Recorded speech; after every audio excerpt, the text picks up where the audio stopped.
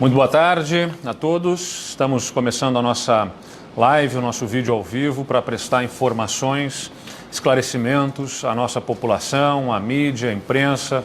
Mais uma vez agradecendo aos veículos de imprensa que fazem com que esta mensagem chegue a mais gaúchos em todas as localidades, para que nós possamos ter com transparência o conhecimento das pessoas sobre os assuntos correlacionados ao coronavírus, já que vivemos um momento de anormalidade, as pessoas ficam inseguras, é importante que nós possamos, e temos esse compromisso de transmitir as informações, toda a comunicação, o esclarecimento para a nossa população.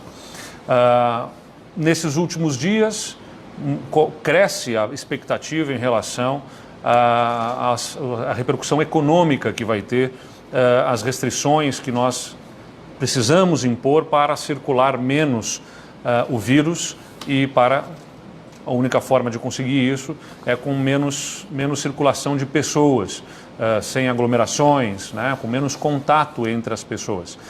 É por isso que nós editamos decretos. É importante salientar: o decreto do governo do estado não proíbe atividades industriais, não proíbe construção civil também, né? Nós temos ali a determinação de que essas atividades devem respeitar o uso de equipamentos de proteção, a disponibilização de equipamentos que garantam a higiene constante das mãos e o menor contato entre os trabalhadores, mas não são proibidas essas atividades.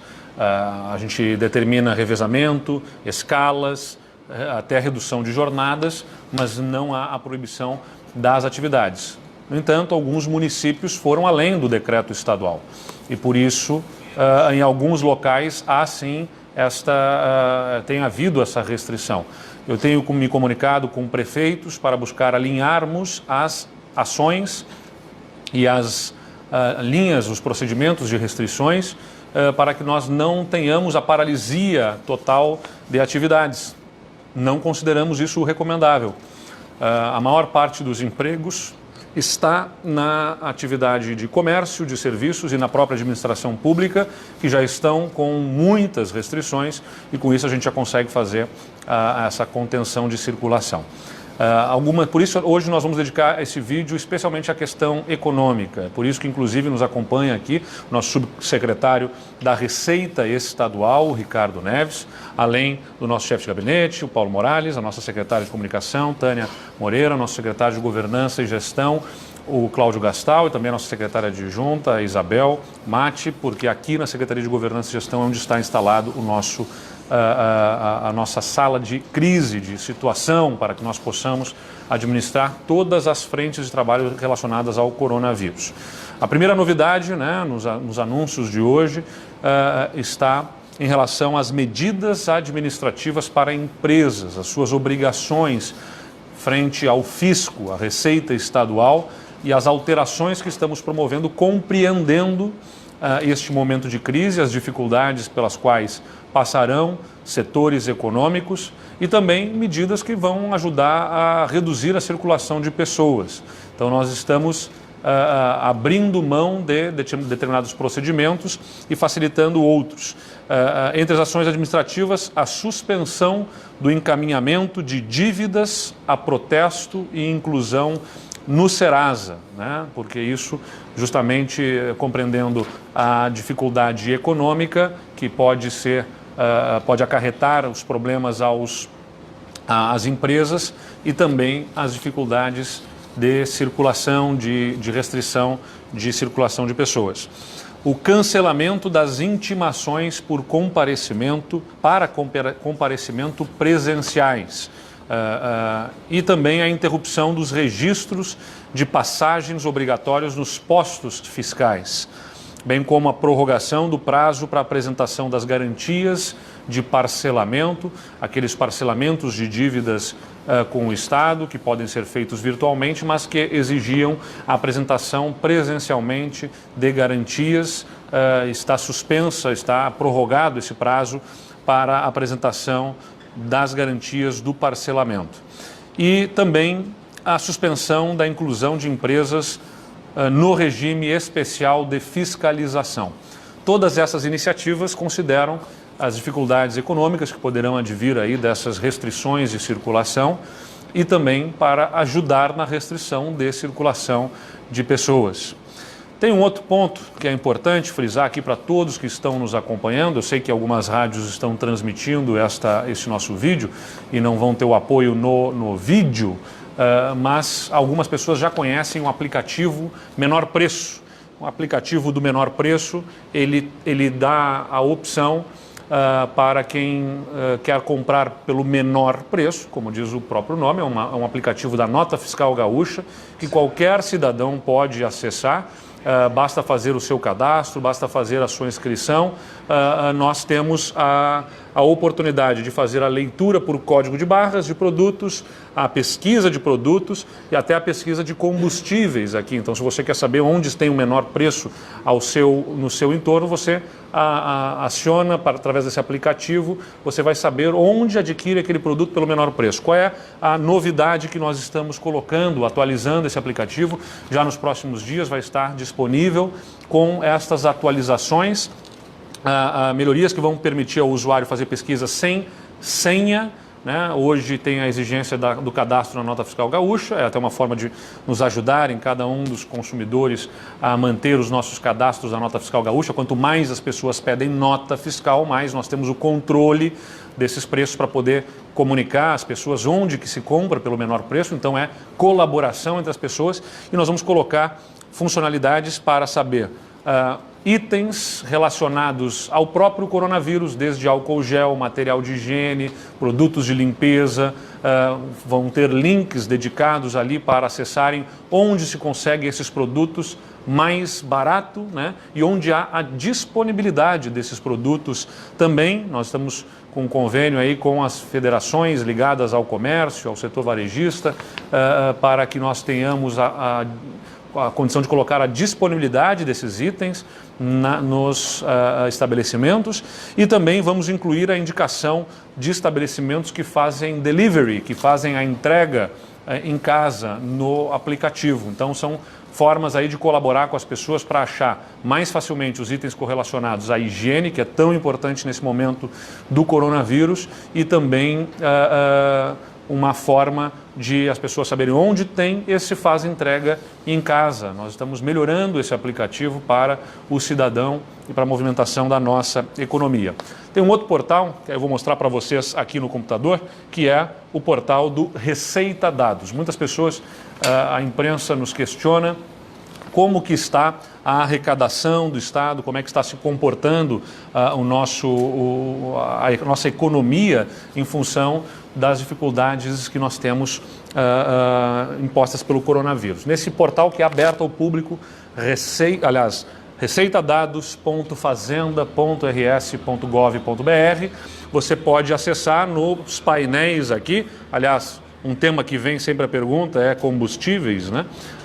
Vou só mostrar aqui uma funcionalidade, não está relacionada ao coronavírus, mas aqui, por exemplo, você vai poder acessar a pesquisa diária de preços de combustíveis no estado do Rio Grande do Sul e podendo colocar, por exemplo, a partir a gasolina comum, por exemplo, no estado do Rio Grande do Sul. Muita gente diz que não houve diferença de preços desde que se reduziu na bomba. Só para mostrar, era R$ 4,70 lá e nós tivemos a redução a R$ 4,49 o preço médio do combustível, mas o que nós queremos mostrar para a nossa imprensa é a evolução e a quantidade de notas fiscais emitidas no estado do Rio Grande do Sul. Pode ser acessado, por exemplo, buscando as notas fiscais ao consumidor no período de 2020 e observar-se a queda do volume de notas fiscais emitidas ao longo do mês de março. Então, neste portal do Receita Dados, nós estamos de forma objetiva, clara, transparente, apresentando à população os impactos que tem na economia e os impactos que tem nas contas do governo do Estado, as restrições que se impõem. Então, as restrições que nós estamos impondo não são por um luxo, não são por um capricho do governador e do governo, até porque impactam diretamente nas contas do governo do Estado. São feitas porque é o que é recomendado mundialmente para que nós tenhamos menor circulação do vírus no estado do Rio Grande do Sul.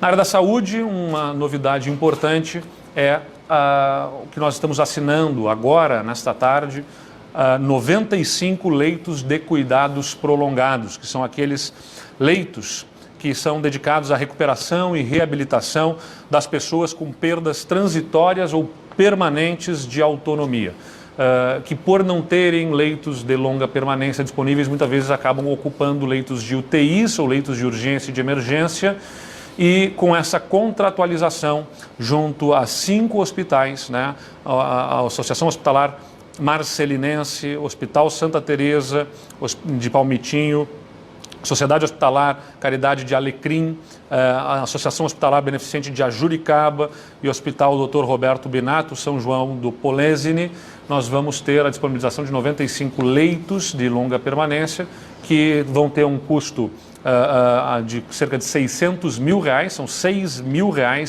por mês para cada leito disponibilizado. Nós vamos ter com isso a abertura de espaços também em leitos de urgência, de emergência, de UTIs para serem dedicados ao coronavírus. Para as perguntas que nós temos aqui da nossa imprensa, a primeira pergunta é: a FEComércio, a Fiergs e a Farsul emitiram nota pedindo retorno gradativo de atividades. A partir de abril, 50% de pessoas trabalhando e do dia 6 de abril, 100% é o que pedem essas entidades. Qual a sua posição? A minha posição é: todo o relaxamento das restrições deve ser feito com base em dados e evidências científicas e que deem segurança para que nós, observando o nível de contágio no estado do Rio Grande do Sul, possamos tomar essas decisões e fazer esses encaminhamentos. O que nós estamos fazendo no estado do Rio Grande do Sul? Robustecendo os dados e informações. Nós tínhamos feito uma projeção do número de contágios e não só o número de exames que dão positivo para coronavírus serão considerados, mas também a evolução do número de leitos de internação em leitos clínicos e de internação em leitos de urgência, de leitos de terapia intensiva, para que nós possamos acompanhar a evolução cruzando esses dados e informações, o número de exames positivos e a demanda que tem por leitos clínicos e leitos de terapia intensiva, e compreender se a evolução do coronavírus no estado do Rio Grande do Sul está dentro da média mundial, dentro do Brasil, em relação a outros estados, e assim entender se nós podemos então fazer a abertura lenta e gradual de atividades do comércio e de outras que estão restritas no estado do Rio Grande do Sul. Eu tenho a mesma preocupação em relação ao emprego, à saúde financeira de empresas e dos negócios e da vida das pessoas, do impacto na economia. Mas a responsabilidade que se impõe agora é cuidado com a vida, com as pessoas, para que nós possamos, a partir dos dados e informações que vamos colher ao longo desses dias, na próxima semana especialmente, observar qual é a evolução. Nós tínhamos colocado lá, a partir do caso 50, o que aconteceu da quinta para sexta-feira passada, é que nós começamos a observar qual é o padrão e a linha de tendência que está acontecendo no estado. Nós vamos fechar amanhã essa primeira semana e vamos ter, portanto, os dados da primeira semana consolidados e nos próximos dias, ao longo da próxima semana, robustecendo esses dados. Nós estamos comprando testes rápidos, vamos fazer parcerias com as universidades, em especial com a Universidade Federal de Pelotas, para fazermos exames por amostragem também na população. Temos dados mais confiáveis que nos ajudem à tomada de decisão, mas a tomada de decisão sobre diminuir restrições tem que ser feita com base em evidências científicas que nos deem a segurança para o relaxamento dessas restrições, e também com a chegada de equipamentos de proteção individual, com a chegada de equipamentos como respiradores, que são fundamentais para nós termos segurança da prestação de serviços à população que tiver o quadro respiratório agravado. É por isso nós estamos vivendo uma demanda mundial sobre esses itens de equipamentos de proteção individual e de respiradores. Nós temos a expectativa que ao longo da próxima semana fique mais claro quando que efetivamente o Ministério da Saúde vai disponibilizar, quando chegam esses respiradores, quando que os leitos conseguem estar prontos e disponíveis para a população e assim, sabendo melhor dessas entregas na retaguarda hospitalar, é que nós vamos ter a condição de apresentar um plano sobre a diminuição de restrições na atividade econômica do nosso Estado. Portanto, é prematuro falar-se em prazos, né? Isso seria um achismo, um chute, falar qualquer dado de volte 50% e volta 100% em tal data, sem antes termos essas informações técnicas, mas nós estamos trabalhando fortemente para que isso aconteça. Portanto, a segunda pergunta é até quando que deve ir a quarentena? Existe alguma previsão? Ela deve ir pelo menos até o final da próxima semana e durante a próxima semana vamos avaliar os dados e as informações que temos da evolução do quadro de contágio no estado do Rio Grande do Sul para compreendermos melhor a curva que estamos tomando e também para compreender os instrumentos que teremos para enfrentar os quadros que vão se agravar. Governador, o senhor estava em contato com o general Mioto para alinhavar a instalação de hospitais de campanha no Rio Grande do Sul. Essa parceria com o Exército vai sair? Onde, quando, quantos leitos? O general foi exonerado hoje, na verdade ele está indo para a reserva compulsória por ter completado 65 anos. Se isso vai dificultar uma possível costura, como está enxergando o papel do Exército num momento como esse? Um papel muito importante. O Exército sempre foi um bom parceiro do Estado e das prefeituras. Eu fui prefeito, sei o quanto que em momentos críticos o seu apoio é muito importante. São treinados para lidar com o caos, com as dificuldades e serão importantes em questões de abastecimento, de logística, serão importantes até em questões de engenharia, nós estamos tratando disso, e de instalação, eventualmente, de espaços de triagem, com tendas e também de hospitais de campanha. Nós estamos alinhavando esta parceria, identificando onde que poderão ser mais necessários e tratando da instalação dessa estrutura. Não é a saída do general Mioto que vai prejudicar, porque há dentro é próprio da instituição militar, é comandante não apenas do Exército, mas comandante do Conjunto Sul, que reúne a Força Aérea e a Marinha do Brasil. Então nós estamos muito tranquilos que isso terá continuidade com o novo comando que virá. Isso deve acontecer dentro de um mês. Então há ainda um período do general Mioto conosco aqui, atuando e sempre sob uma boa parceria, uma boa condição de parceria. Numa projeção feita pela CEPLAG, governador, no 7º dia após o caso 50, se estivéssemos com 111 casos, o cenário seria moderado, se comparado com outras nações. Pelo nosso monitoramento, hoje completamos esse 7º dia e até o momento são 165 casos confirmados. O senhor acredita que as medidas de isolamento estão diretamente ligadas a esse panorama e ainda vê com bons olhos essa projeção? Aquele era um exercício matemático, né? Desprezando todas as condições peculiares da nossa região, até porque não há ainda, pela superficialidade de dados existentes, uma condição de se avaliar como que vai se comportar a disseminação do coronavírus e a sua taxa de letalidade em cada uma das localidades. Então, nós pegamos o caso de França, Espanha, Alemanha, Itália, Coreia do Sul, China e fizemos 3 cenários analisando o agressivo, né, o extremo, o agressivo e o moderado. Até o momento nós temos 165, amanhã que nós vamos completar o 7º dia, nós estamos completando o 7º dia após o 50º caso, mas não apenas esse número de casos confirmados que vai determinar esta linha que nós estamos obedecendo, nós estamos levantando também os dados sobre internações hospitalares que vão nos ajudar a entender se estamos com o quadro, essa linha do número de diagnósticos que se tem confirmados adequado ao número de internações. Há uma regra mundial observada aí de cerca de 80% ou assintomático ou com sintomas leves, 15% precisam eventualmente de internação clínica e cerca de 5% é que precisam de internação em terapia intensiva. Então nós queremos observar esse comportamento sobre internações. Infelizmente o Estado não tem o nível de digitalização que se desejava para isso.